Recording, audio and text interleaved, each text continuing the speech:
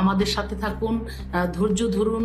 আল্লাহ যেন আমাদের এখান থেকে মানে খুব তাড়াতাড়ি আমাদেরকে এই কষ্টের থেকে আল্লাহ যেন আমাদেরকে মুক্ত করেন। আপোষ হচ্ছে তলে তলে, আপোষ হচ্ছে দেশে, আপোষ হচ্ছে বিদেশে, আপোষ হচ্ছে বিএনপির সঙ্গে, আপোষ হচ্ছে আওয়ামী লীগের সঙ্গে, নানা ধরনের কথা আমরা শুনতে পাচ্ছি।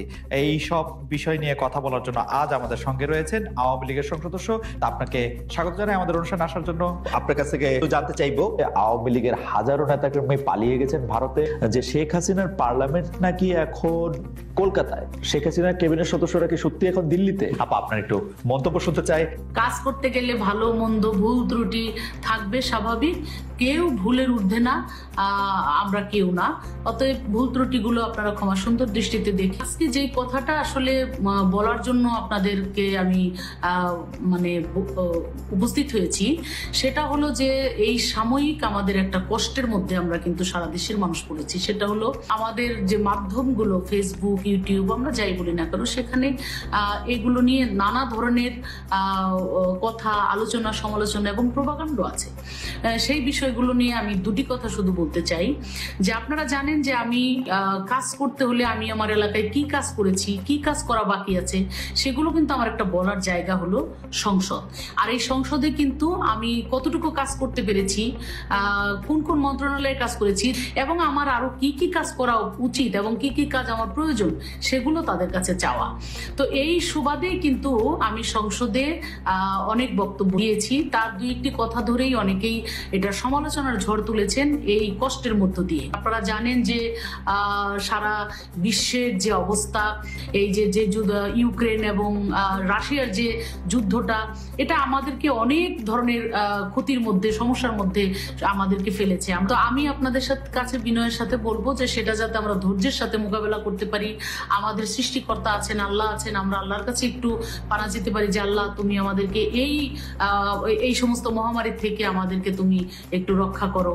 আমরা সেটা ধৈর্যের সাথে আমাদের মোকাবেলা করতে হবে। এবং হ্যাঁ, এখন আমি কেন বলেছিলাম সংসদে, আমরা কিন্তু আপনারা জানেন, এটা তো মিথ্যা কথা নয়, যে বিদ্যুৎ যে হারে সরকার উৎপাদন করে ঘরে ঘরে যেভাবে বিদ্যুতের লাইন দিয়েছে, এটা কিন্তু সত্যিকার অর্থে এটা প্রশংসা কুড়িয়েছেন সরকার। এবং সেই প্রশংসাই আমি করেছি যে আমার নির্বাচনী এলাকায় আগে 30% মানুষের ঘরে বিদ্যুৎ ছিল।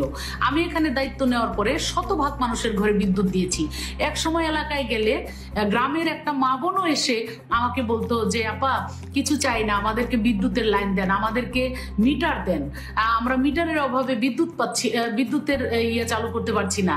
এই যে একটা সংকট ছিল, সেই সংকট কিন্তু আমরা মোকাবেলা করেছি তখন, এবং সেগুলো মানুষের ঘরে ঘরে পৌঁছে দিয়েছি। এবং মানুষ তখন খুশি হয়েছে, এবং মানুষ অনেক দোয়া করেছে যে না, অনেক বছর যেটা হয় নাই স্বাধীনতার পরে, ঢাকার অনেক কাছে হওয়ার পরেও আমার নির্বাচনী এলাকায় এই সিংগাইর বৈরামপুরে যেই উন্নয়ন হয় নাই, যে কাজ আমরা পাই নাই, সেটা কিন্তু আমরা এই সরকারের সময় পেয়েছি। আজকে সেই জন্যই কিন্তু আমি সংসদে বলেছিলাম যে আমরা যেভাবে, এই যে মানুষ আমাদেরকে চাইতো, এক সময় হয়তো এই চাওয়া পাওয়াটা আর থাকবে না। সরকার যেভাবে বিদ্যুতের উন্নয়ন করছে, যেভাবে আমরা লাইন দিয়েছি, যেভাবে আমরা মিটার ঘরে ঘরে পৌঁছে দিয়েছি, এখন কিন্তু সত্যিকার অর্থে গ্রামে গেলে বলেন আপা 2টা মিটার দেন, আপা 5টা মিটার দেন। মিটার দেওয়ার কিন্তু আর জায়গা আসলেও খুঁজে পাওয়া যায় না, এটাই কিন্তু বাস্তব। আর সেই কথাটাই কিন্তু সংসদে বলা হয়েছিল, কিন্তু সেটাকে ভুল ব্যাখ্যা দিয়ে, ভুলভাবে উপস্থাপন করে অনেকেই, অসাধু কিছু লোকজন, তারা খামাখাই 2টা বাজে কথা ফেসবুক, ইউটিউবে বলার চেষ্টা করছেন। আমি তাদের বিনীতভাবে বলবো যে আপনারা জ্ঞানী মানুষ, আপনারা যারা এই ধরনের ভুল ব্যাখ্যা দেন এবং বাজেভাবে এগুলাকে উত্থাপন করেন, আমি তাদেরকে বিনীতভাবে বলবো যে দেখেন, আমার কথার সত্যতা আছে, আমি সঠিক সময়ে সঠিক কথাই বলেছিলাম। সাময়িক এই সমস্যা, এটা আপনি আমি কেউ কিন্তু জানতাম না। সেটা একটা সারা বিশ্বের এই পরিস্থিতির কারণে সেটার একটা অবস্থার মধ্যে আমরা পড়ে গেছি। আমরা যদি পার্শ্ববর্তী দেশ, আমরা জানতাম পাকিস্তানের আজকে এই অবস্থা হবে, আমরা জানতাম শতভাগ শিক্ষিত দেশ শ্রীলঙ্কা, সেই দেশের মতো মানুষের এমন করুণ অবস্থা হবে, আমরা কিন্তু জানতাম না। আমরা অনেক কিছুই জানি না। এই যে কথা বলছি, একটু পরে আমি যে কথাই বলতে পারবো না, সেটাও কি আমি জানি? একটু পরে আমি রাস্তায় বের হলে আমার একটা দুর্ঘটনা ঘটতে পারে, সেটা কি আমি জানি? জেনে শুনে কি আমি সেটা আমি তাহলে সেই দুর্ঘটনায় পড়ি না? তো কখন যে কি হয় সেটা আসলে তো একমাত্র সৃষ্টিকর্তা ছাড়া কেউ জানেন না। যখন আমি বলেছিলাম সত্যি সত্যি আমাদের বিদ্যুতের অবস্থা এত সুন্দর এবং ভালো ছিল, এবং আমার শতভাগ বিদ্যুতায়ন আমার আসনে করেছি, মানুষকে দিয়েছি, মানুষ তো মহা খুশি হয়েছে। এবং এখন এই সাময়িক এই পরিস্থিতিটাকে ধৈর্যের সাথে আমাদের মোকাবেলা করতে হবে। সেই জন্য আমাদের সকলেরই ধৈর্য ধারণ করতে হবে, সকলেরই চেষ্টা করতে হবে, সরকারকে সহযোগিতা করতে হবে। আমাদের বিদ্যুতের খরচ কিভাবে কমানো যায়, কিভাবে এগুলাকে মোকাবেলা করা যায়, আমাদের সকলের সেটাও উদ্যোগ নিতে হবে। দোষারোপ করে একে অপরের কাদা ছোড়াছুড়ি করে লাভ নেই, এগুলো আমাদের ক্ষতি বরং হবে, আমাদের অশান্তি বাড়বে। আজকে দেখেন কেউ কেউ দেখা যায় যে ফেসবুকে আমি হঠাৎ করে ঢুকে দেখি একজন বলছে মমতাজের বাড়ি ঘেরাও করা হয়েছে, কেন? বিদ্যুৎ পাওয়া যাচ্ছে না তাই।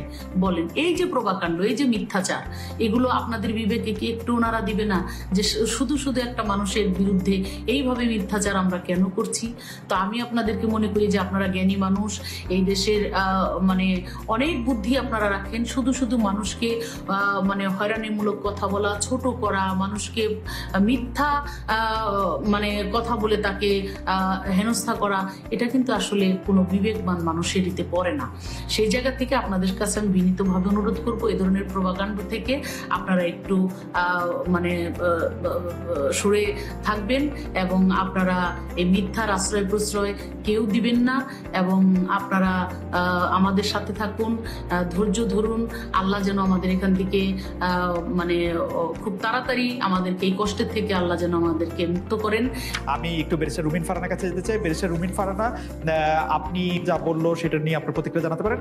এই যে একটা পুরো সিস্টেমকে শেষ করে দেওয়া, ধ্বংস করে দেওয়া, এমনকি অ্যামিকাস কিউরি যারা ছিলেন তারাও কিন্তু সকলেই, একজন বোধহয় বাদ, তারা প্রত্যেকেই তত্ত্বাবধায়ক সরকারের পক্ষে কথা বলেছেন, এবং যে বিশিষ্টজনদের মতামত নেওয়া হয়েছে প্রায় সবখানে তারা মোটামুটি সবাই তত্ত্বাবধায়ক। না, ঠিক আছে, আপনার এই বক্তব্যের সাথে কোনো দ্বিমত নাই, কিন্তু যেটি আসলে প্রফেসর হাবিব মিল্লাত যে প্রসঙ্গটি তুলেছিলেন যে আসলে তত্ত্বাবধায়ক সরকার ব্যবস্থাকে নিয়ে যে এই বিতর্ক, এই মতামত, জাস্টিস কে এম হাসান থেকে তার শুরু, বিচারকদের বয়স বাড়ানো নিয়ে ব্যারিস্টার মওদুদ আহমেদ তার বীজ বপন করেছিলেন, সেটি জনাব ইয়াজউদ্দিন আহমেদকে তত্ত্বাবধায়ক সরকারের প্রধান উপদেষ্টা করে তার পরিণতি দিয়েছিল বিএনপি সরকার।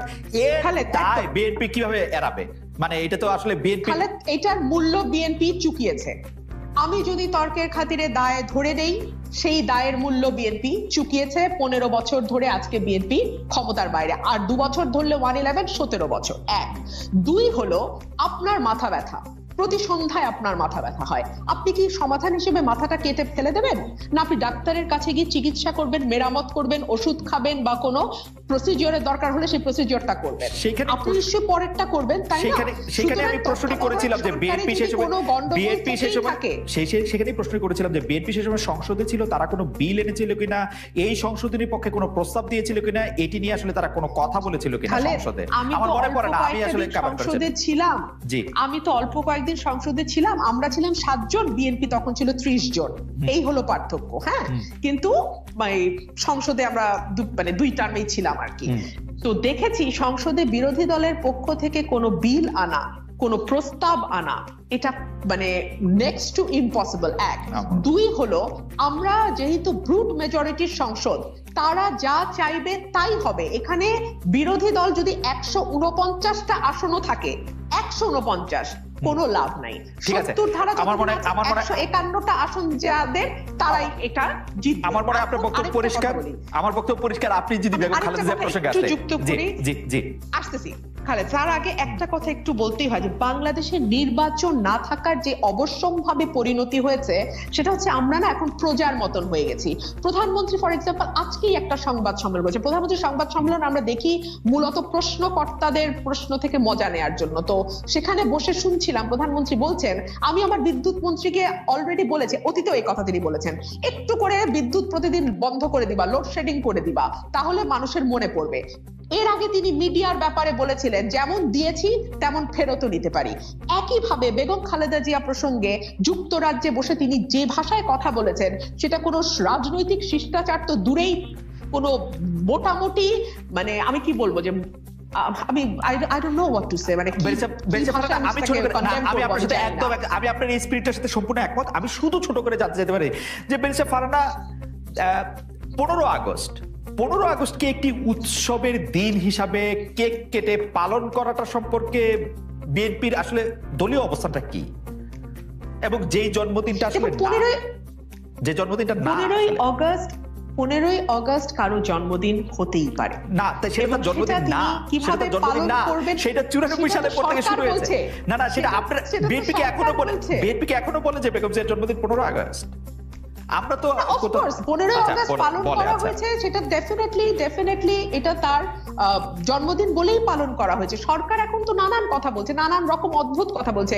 দেশনেত্রী বেগম খালেদা জিয়ার ব্যক্তিগত জীবন, তার আর্লি ম্যারিড লাইফ, মানে যা মুখে আসছে তাই বলছে। আমি ওনার মুক্তির ব্যাপারে যেটা আপনি বলছিলেন বা বিদেশি চিকিৎসার ব্যাপারে আপনি যেটা বলছিলেন, আমরা এতদিন ধরে শুনে এসেছি। আমি যদি একটু আগে থেকে শুরু করি, আমাকে একটু সময় দেবেন খালেদ প্লিজ। আমি যদি একটু আগে থেকে শুরু করি, প্রথমে বেগম জিয়া বলেছিলেন তিনি তার পছন্দের হাসপাতালে চিকিৎসা নিতে চান, তাকে সেটা না দিয়ে জোর করে বিএসএমএমইউ তে নেওয়া হয়েছে, বলা হয়েছে এরকম কোনো প্রভিশন আইনে নাই। করোনা আসলো, প্রভিশন হলো, ঠিকই তিনি তার এভার কেয়ার পছন্দের হাসপাতালে চিকিৎসা নিতে পারলেন। এই যে শুরু হলো, তারপর থেকে আমরা দেখলাম যে সরকার শুরুতে একরকম বলে, পরে সেটা তারা চেঞ্জ করে। শুরুতে আমাদের আইনমন্ত্রী বললেন 401-এ কোনো মানে প্রভিশন নাই তাকে বিদেশে চিকিৎসা করতে দেওয়ার, যদি যেতে হয় তাকে আবার জেলে যেতে হবে, জেলে গিয়ে আবার সরকারের কাছে আবেদন করতে হবে নতুন করে।